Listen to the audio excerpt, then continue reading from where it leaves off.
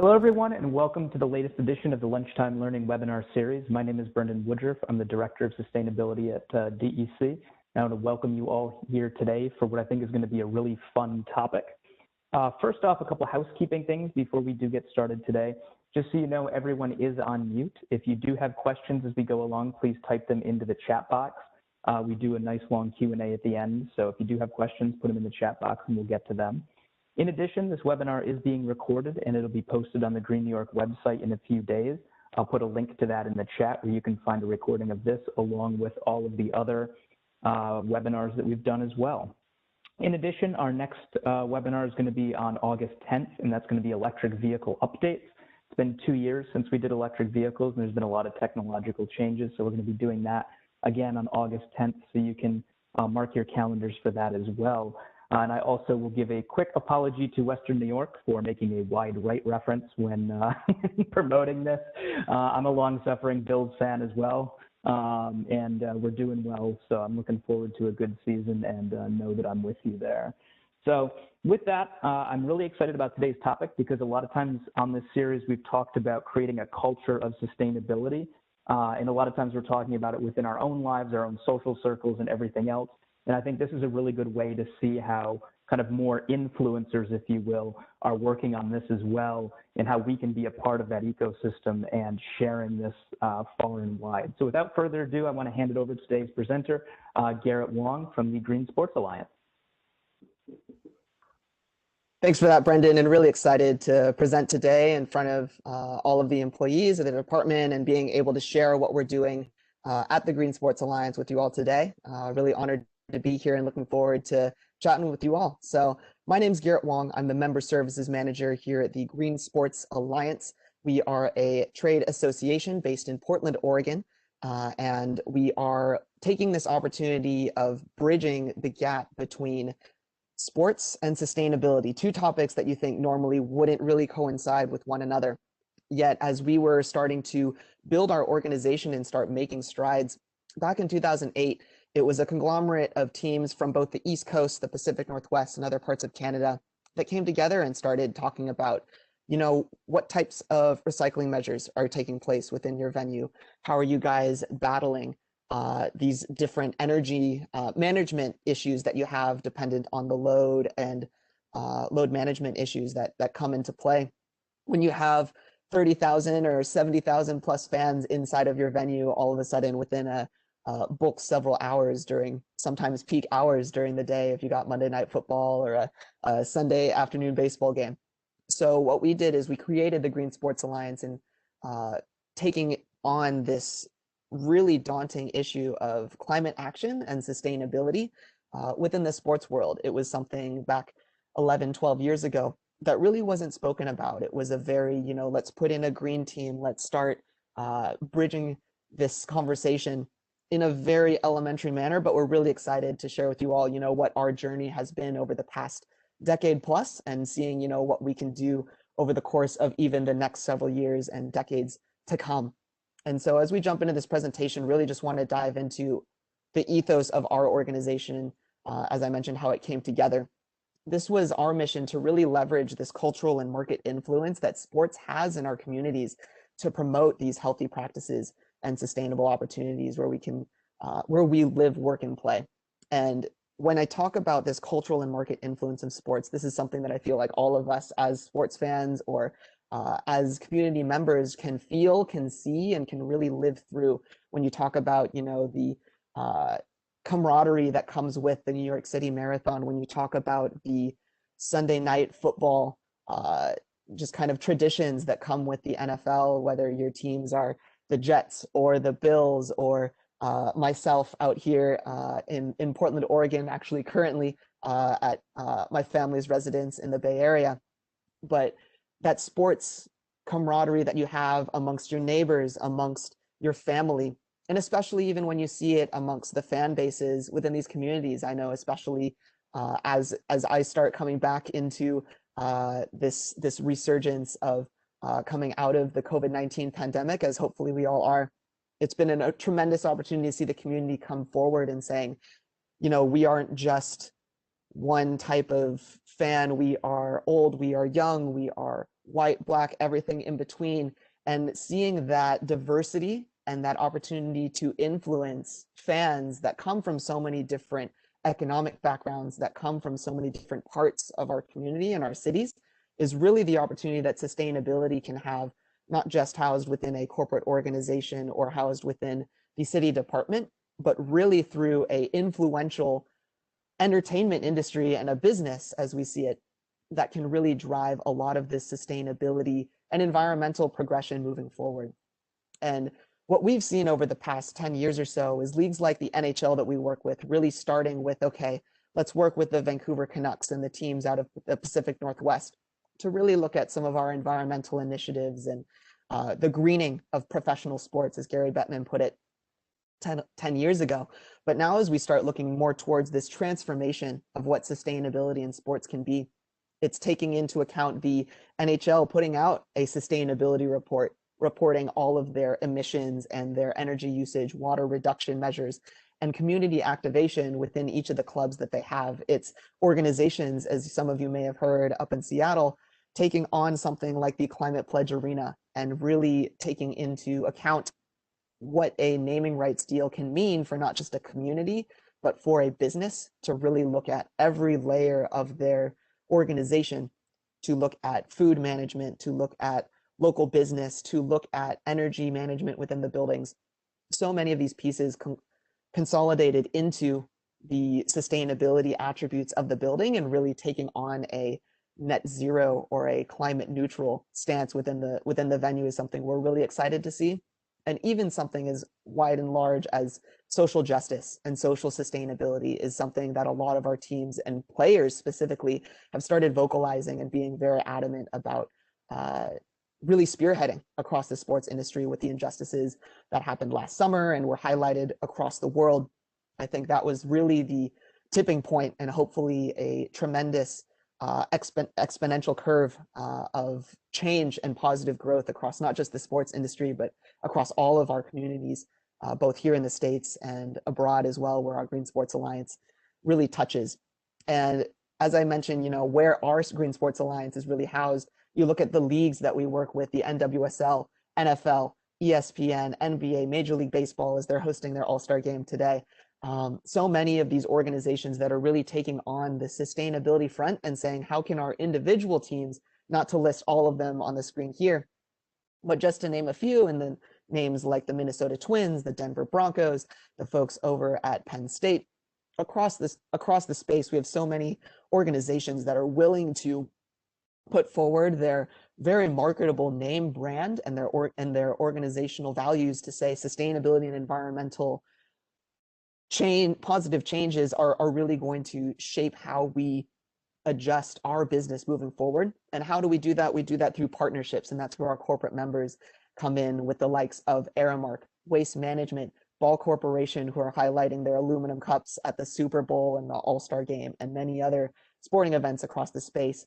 Cliff Bar Athletes, Fabrical, Eco Products, so many of these organizations that drive the sustainability missions of our organizations.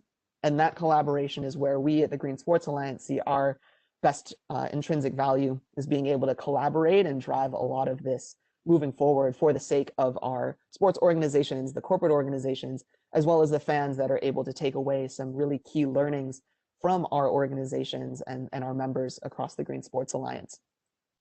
And of course, none of this would be possible without the help of our board of directors. We have such tremendous leaders from the Tampa Bay Lightning all the way to Lonely Whale Foundation, who are looking at the plastics issue within our oceans, AEG managing so many venues across not just North America, but abroad, as well as Amazon and the Pac-12, the Golden State Warriors, so many of these organizations that are driving our mission and the organization's mission moving forward, and taking that on for the sake of not just our members, but our communities and our fans at large. And I kind of briefly mentioned, you know, the 10-year journey that we've taken. Just a couple of key pieces that I wanted to mention was that on October 6th in 2016, President Barack Obama announced that on October 6th, they would declare that day a holiday of support and recognition across the sports greening movement, as we call it, and recognizing October 6th as Green Sports Day. That's an opportunity for us to not just highlight the tremendous work that so many organizations and individuals are doing on Earth Day in April, but really taking on a specific day within the month of October to highlight the kind of steps and the really game-changing opportunities that our organizations have taken to really catalyze and advance their missions moving forward across their organization, within their fan bases, and within their players and staff as well. We've been able to collaborate with the likes of the UN within their UN Sports for Climate Action Framework, which is really looking to bring greenhouse gas emissions in line with the Paris Climate Change Agreement and the Paris Climate Accords back from 2015. And that's something that we're really excited to take these ambitious measures and drive that moving forward, while also bringing forward our Playing for the Next Generation campaign, which is going to look at measuring, metering, and tracking a lot of these sustainability measures across the venues and across the teams that we work with across the space.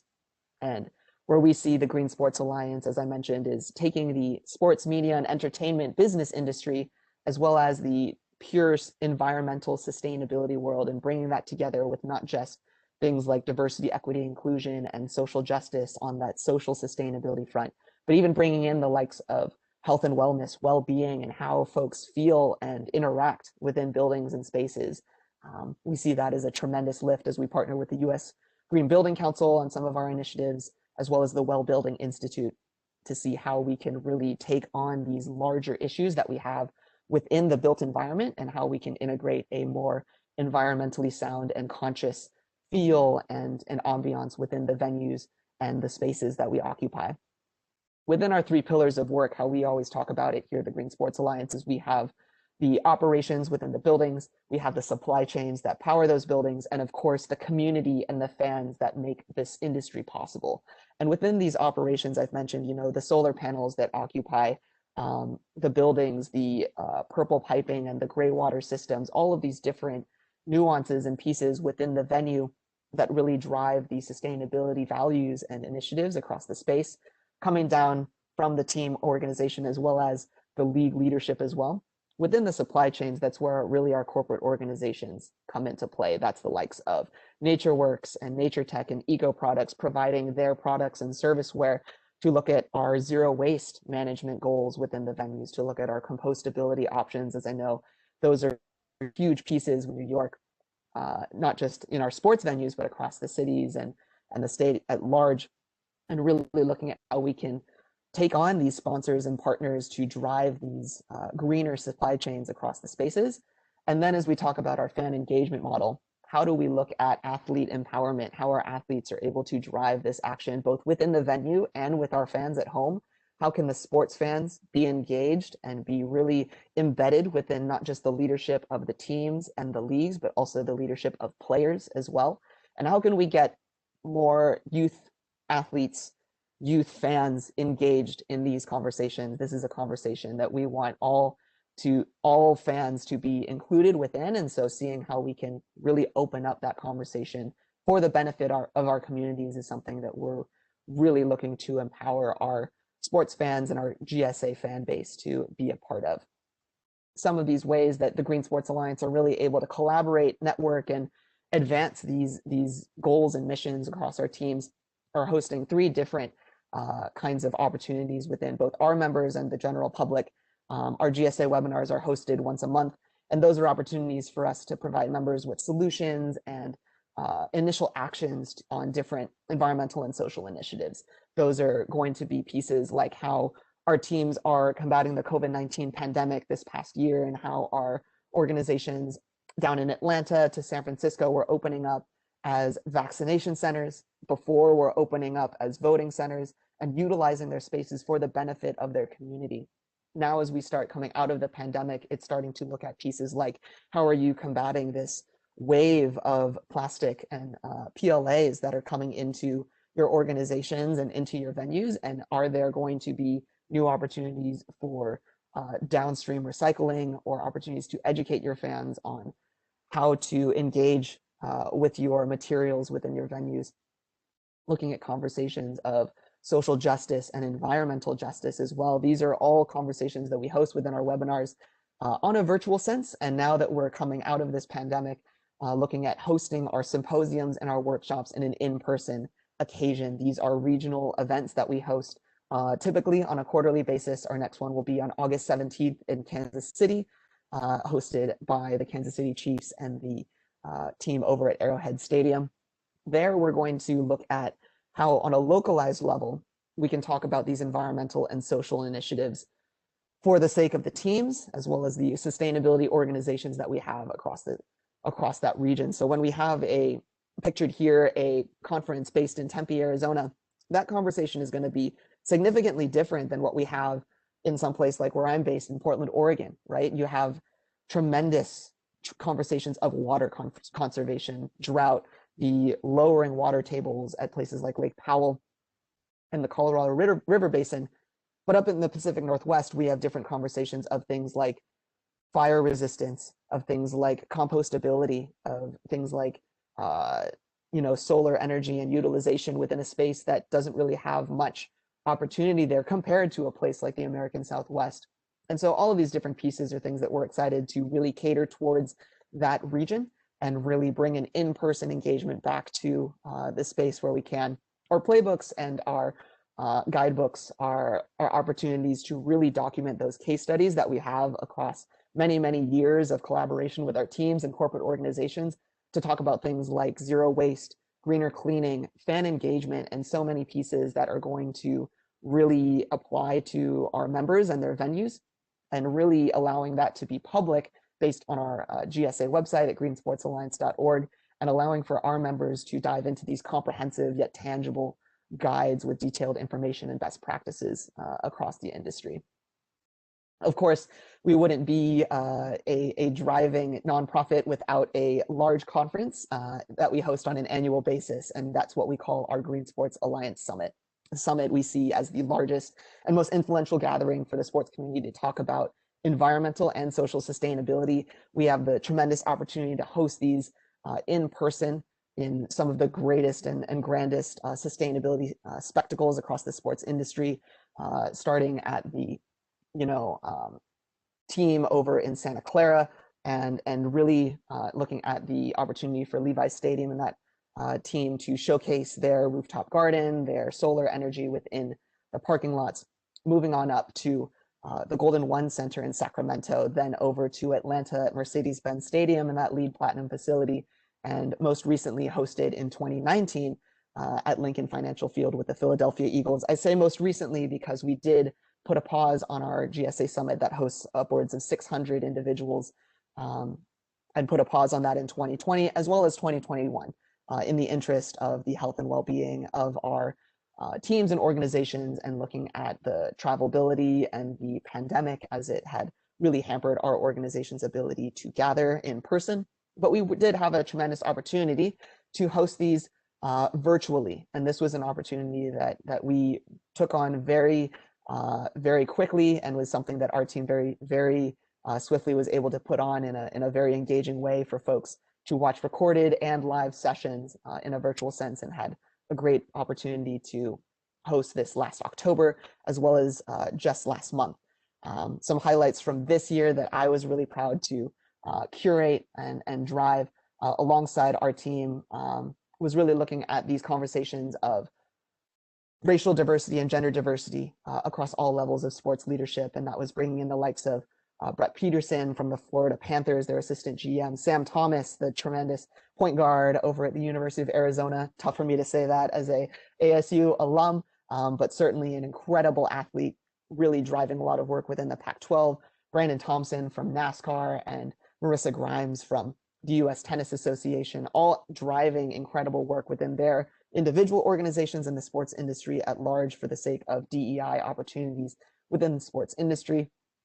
And as we dive into some of our environmental targets and goals in the wake of COVID-19, we were able to bring in the likes of Sophie Armanakian from the Atlanta Hawks over at State Farm Arena, Lauren Barnes, a tremendous defender with OL Reign and the WSL, Jim Mercurio, who leads the team down at the San Francisco 49ers, and Lee Spivak, who is a tremendous sustainability guru over at Waste Management.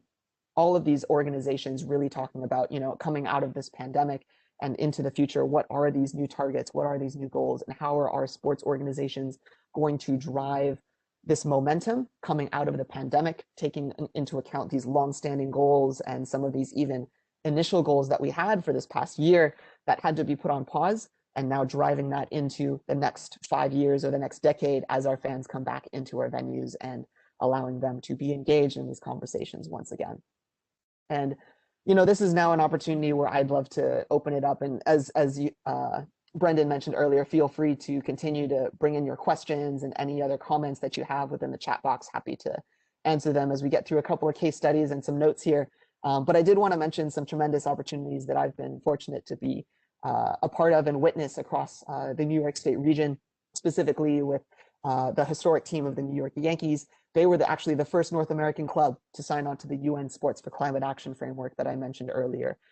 Doug Behar, one of our board members, and Alan Hershkowitz, their environmental advisor, were really instrumental in bringing the Yankees and Yankee Stadium into the framework and catalyzing the North American region to talk about climate action on a global scale. This was something back in 2019 that really was kind of on the low end of importance for a lot of our sports organizations to make these global and broad standing commitments on climate action, while they would have sustainability initiatives and goals and somewhat more of a green team kind of atmosphere about them.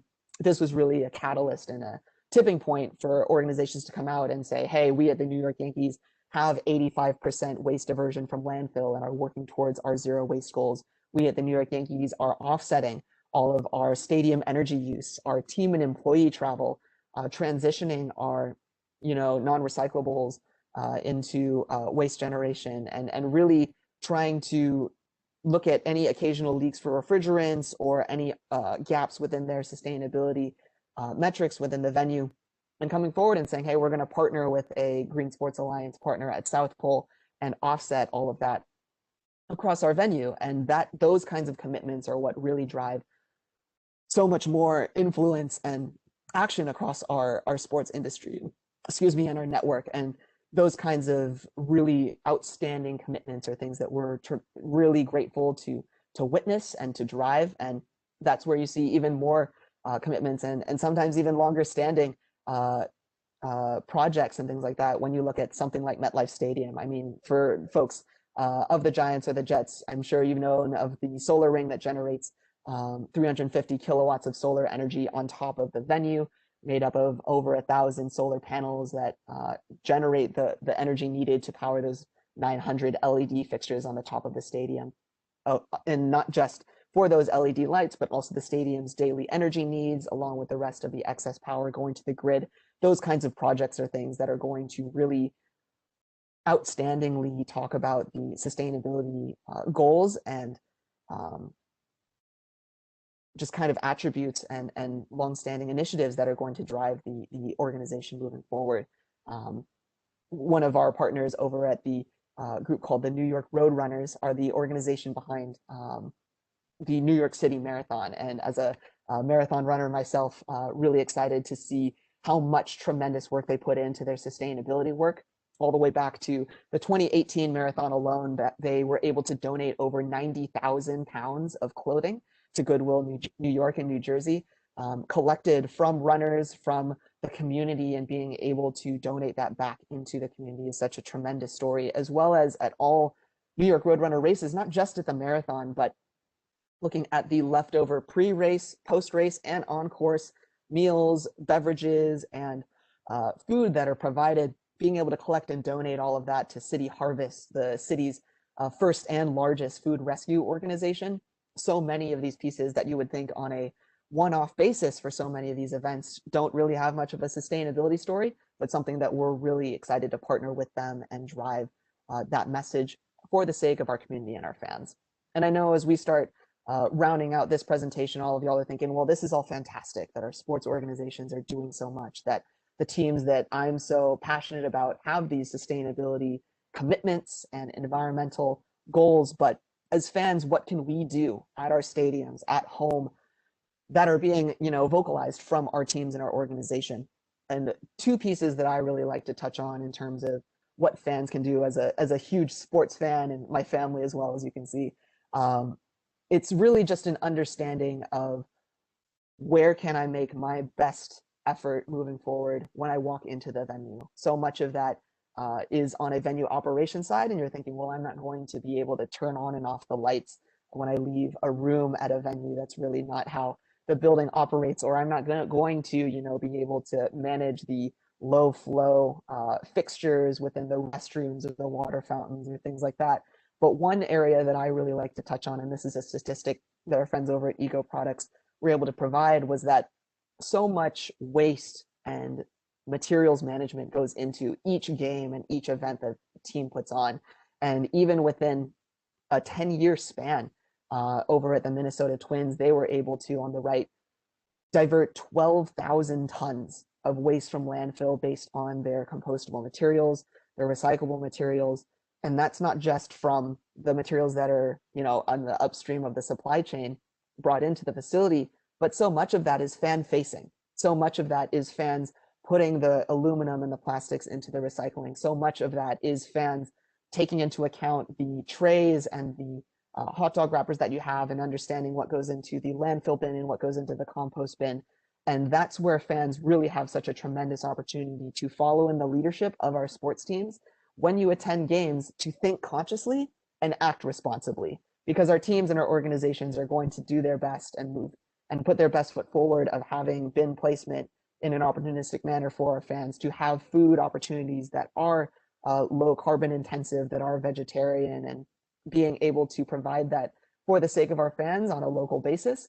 But so much of that is, again, action from fans and being able to think consciously and act responsibly. And that's just on a waste side. So much of that is also in fact what you do at home, right? And so when you look at the low flow water fixtures within the venue, when you look at the energy efficiency measures within the stadiums, what can you do within your home, within your office, and change some of those opportunities and move forward in a more positive environmental manner? So much of that can come from the leadership of our teams and our leagues, and hopefully that's something that you all feel the next time that you come into a Yankees game or a Mets game or whatever team you associate with coming out of the All-Star break, or even as some of the teams come back into the fold coming into the fall with the NHL, the NFL, and the MLS and NWSL teams moving forward with their seasons leading into the Olympic break. But as we round out this presentation, wanted to again thank the team here for allowing me to present some of the information and some of the work that we're doing at the Green Sports Alliance. Would love to pass it over to Brendan to jump into some Q&A, and if anyone would like to reach out to me at the Green Sports Alliance as our member services manager, I've got my email listed here with my contact info. But I'll pass it over to Brendan and the rest of the team for any questions or pieces that we can dive into here for the rest of the time that we have. So thanks, everyone. Thanks, Garrett. That was a fantastic presentation. I really appreciated going through everything that the teams are doing and also what fans can do as well here. So we do have some questions. I'm just going to ask people if they do have any additional questions, please type them into the chat box. The first question here is around certification programs for arenas. So just kind of curious, because there are a lot of third-party certs when it comes to, products, and like there's LEED for buildings and things like that. Is there anything arena or stadium specific that an arena could go for? Yes, and that's actually something that our team is looking to certify and award organizations within our membership through our Playing for the Next Generation campaign. At the moment, there aren't sports specific or arena and stadium specific certifications for the sports industry. Many of you may have seen the LEED certification venues when the likes of Target Field or Oracle Park, or so many across the space in terms of LEED Gold or LEED Platinum. But those are the same metrics that you would apply to a corporate office or a airport or a convention center. And I think those are tremendous opportunities for the likes of the U.S. Green Building Council to, put forward a piece of, there are a lot of stadiums and organizations that may not have the same types of energy or water load management issues that a convention center might have, because it's a stadium that's only operated at full capacity. Granted, what, 9 or 10 football games a season, with a couple of soccer games and a couple of graduations or corporate events, give or take. But when you look at some of the pieces along the lines of things like True Zero Waste, or the Living Building Challenge, and other certifications that are starting to come into the fray in terms of sports organizations, to answer that question, at the moment, the LEED certification is really the one that a lot of our sports organizations are taking on right now. But the Green Sports Alliance are looking to launch our Playing for the Next Generation certification model, coming out later this fall. Awesome. Yeah, that's really exciting. And another question here is, so for member or teams that join the Alliance, are there any specific requirements or things they need to do to be a member? Or is this more of like a form? Are there any kind of like, you have to reduce your energy use this much, or your water use this much, or anything like that? That's a great question. That's actually something that, when I jumped into the team several years ago, was something that I very interestingly noticed, that we didn't have any commitments or baseline metrics that our organizations had to meet. And the reason for that is because so many of our venues and organizations are operating in different climates, are operating in different regions. And the measures and steps that may need to be taken for the likes of a UBS Arena to have 75% energy efficiency to their baseline energy metrics, versus a venue as old as Madison Square Garden, some of those pieces may be widely different in terms of how cost intensive that may be, how much, how many capital projects down the line that would need to be backloaded to make that happen. We at the Green Sports Alliance see it more of a really just influential opportunity for organizations to visually see and work with other organizations on, how were you able to minimize your water management and water output for your watering of your lawns on the baseball field? How can we implement that here at Yankee Stadium? And our folks over, at Dodger Stadium or Oracle Park can say, hey, here's the different, piping systems that we were able to create via the rainwater catchment system that we have at the field. And being able to collaborate in that space is really how we see most of our teams and organizations really moving forward in that commitment. Really the only piece that I encourage our organizations to make in their Green Sports Alliance membership and their inclusion with our organization is to continue to advance their sustainability goals and their metrics at whatever their pace is. I always talk about their sustainability journey as something that goes at their own comfortable pace, whether that's the like of a Climate Pledge Arena, really going gung-ho, as I mentioned, and shooting for the stars here, or even the tremendous opportunities that so many of our teams down in Phoenix, over in Milwaukee, and down in Florida are taking to advance their sustainability initiatives across their team. We see it all as tremendous work in their communities and want to make sure that everyone is recognized for the work that they're able to output within their teams. Mm-hmm. And we can definitely appreciate that with state government being as wide in variety as it is. We're always working with people where they're at and trying to bring them up because we all have different operations. So another question here is surrounding travel-related emissions, because for most teams, flying around the country back and forth, and especially once you get into the playoffs and you're going back and forth and things, are there any teams that have tackled this or have initiatives to try and lower their travel footprint? It is something that's a great question, Brendan. It's something that so many of our teams and our leagues specifically have looked at, because when you look at, and especially you mentioned the playoffs with a home, 2 games at home, 2 games away. If you get to game 7, that's 3 separate flights of game 5 is back at home, 6 is away, 7's at home. That intensiveness of GHG emissions is certainly something that our leagues and our teams are looking to avoid where possible. And that's something that we were very interestingly in conversations with the leagues when they started talking about these kind of regional approaches to their seasons in a truncated kind of COVID-19 year in 2020. But specifically, as now all of our leagues are starting to come back into their full seasons and everything, a lot of what is being done is looking at offsets and also being look at other options and modes of transportation for that travel.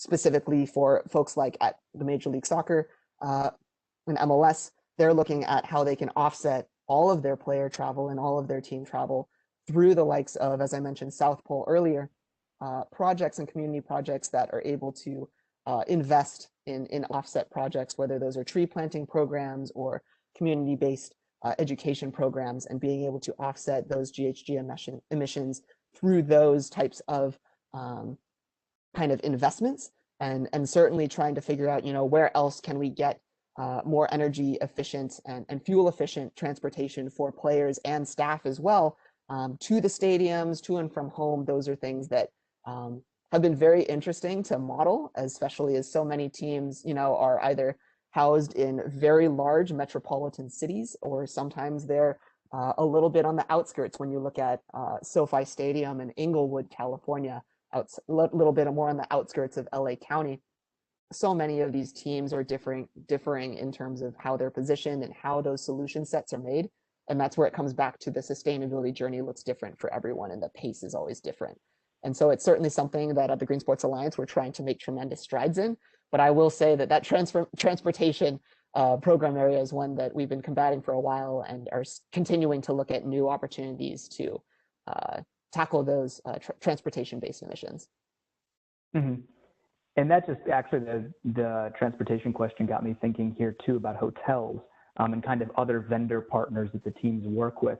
Are there teams that have set kind of green procurement criteria, if you will, saying, we'll stay at hotel chains that have to do X, Y, and Z, or be a part of this certification program? And the same thing for vendors within the stadium, or, say the clothing vendors or anything like that. That's a great point there too, Brendan. It's something that a lot of our teams are putting out within their procurement policies, as well as their travel policies, and how they're partnering with the likes of airlines that offset their emissions or have that option. The likes of foodware and cutlery organizations that are compostable or recyclable, making sure that we reduce the amount of PLA packaging that comes with even some of the other outstanding pieces that come with the venue. Those are pieces that are being implemented not just within our professional organizations, but our collegiate athletic programs as well, from the likes of USC and other members of the Pac-12, folks within the Big Ten. There are tremendous strides being taken to talk about, the procurement that comes onto campus, that comes into the venues, and how they're really taking that into account from their supply chain across not just the downstream pieces, from how fans are putting things in the right bins and interacting with them, but even the materials that are coming in, and how players and staff are traveling, and how they're being accommodated as they travel. That's something that a lot of our teams are starting to look at, and hopefully something that we see as the general norm over the next several years. Mm-hmm.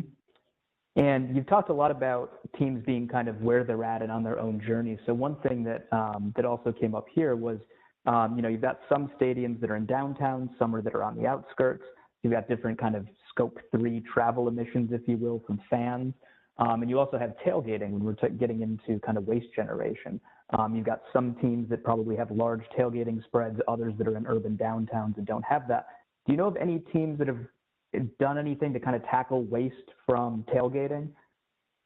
Absolutely. And it's actually something that we learned from the event side of our organization. My colleague Brett Bloomberg, this past weekend, tackling the ESPYs over in your guys' neck of the woods, as well as our colleagues over at the Major League Baseball All-Star Game right now in Denver, looking at how we can take this event sustainability model back to tailgating is something that we're really excited to see.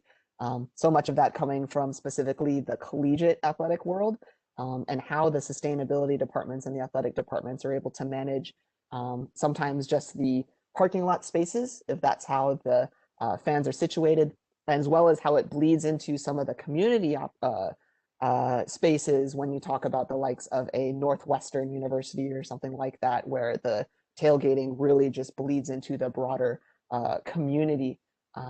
Those pieces are something that we're trying to still tackle in terms of how all of that can still be consolidated either within the city infrastructure and the city's kind of curated pieces around zero waste, as well as how the teams and the colleges can adhere to those measures and really gear their zero waste goals and practices around that. So that's been really intrinsic conversations in collaboration with the cities, with the teams, with the fans, and really great case studies coming out of the likes of Stanford University and many others as well that are starting to look at how we can measure and track some of that fan engagement, because we do have so many regular fans at these tailgates, and seeing how we can change that mentality through season by season, and really driving that sustainability message across all of the fan bases that we have. Mm-hmm. Another question that came in here is, does the Green Sports Alliance do any work with minor leagues, or is it mainly just the major leagues? It is something that we have the tremendous opportunity to have in the league leadership. And so we've been working with the minor league baseball teams over the past several years, especially through all of the transitions that we have primarily through the major league office at the moment. But we do have quite a few AAA, AA, and high A teams associated with the Green Sports Alliance. Within some of the other venues, either practice facilities that the minor league teams occupy within the NBA, or some of the folks within the Western Hockey League as well. These are all conversations that we keep open to any sports organizations, whether they're collegiate athletics, D3 or D1, whether it's the New York Yankees all the way down to the folks at the low A or short season minor league level. We see tremendous opportunities for sustainability to be a part of any venue and any fan base, especially as you talk about some of these minor league teams being in some of the non-metropolitan communities, and how we can influence and advance healthier, sustainable communities through the minor leagues. And so that's certainly something that we're engaged with as well, and looking to continue to expand, not just across North America, but with our partners over in Australia, the EU, and other parts of Eastern Asia as well. Mm-hmm. This is a specific question that came in here. Is Major League Baseball, they use wood for the bats. Are there any do they require the wood to come from, certified sustainable forests, or do they have any kind of criteria around that? I'm not quite sure specifically on the bats being used for Major League Baseball. I know that quite a few teams now have adopted the FSC certified Forest Stewardship Council certification as some of their main practices. And that comes back to that procurement question of what do teams or organizations mandate, come in or allow as vendors or partners. And so we're seeing a lot of that through things like greener printing for programs and those types of pieces within teams. On the player materials side, that's still something that we're looking to embed within some of those manufacturers of the bats, of the synthetic pieces for the basketball courts and things like that. But we also see a tremendous opportunity to talk about reuse, reapplication for not just the raffling off of broken bats and autographed merchandise, but also donating some of the wood paneling from the Final Four basketball courts, as we work with the NCAA, to donate that back into the community where the games are being hosted. So being able to take that court and position it within a Boys and Girls Club for Indianapolis, or within Phoenix, Arizona, where I was based previously and helped with the 2017 Final Four. Those are still conversations we're trying to build out, both in the community activation side, but to your point on the manufacturing piece is still something that we're working on. But I don't know the specific answer to the back question. Sorry about that. Oh, no worries. And if anybody has any final questions, please get them in the chat box here.